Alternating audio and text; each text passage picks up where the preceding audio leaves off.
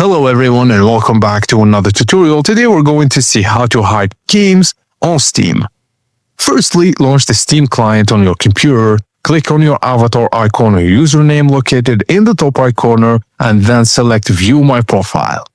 Once you are on your main profile page, locate the Edit Profile button.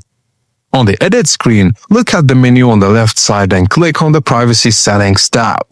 Now scroll down in the Game Details section, you will see a setting that controls who can view your games, which is usually set to public or friends only by default. Click the drop-down menu and then select the private option. You do not need to click Save, just head back to your main Steam dashboard and your games will be private. Thank you guys for watching and please don't forget to like and subscribe for more tips and tricks like this.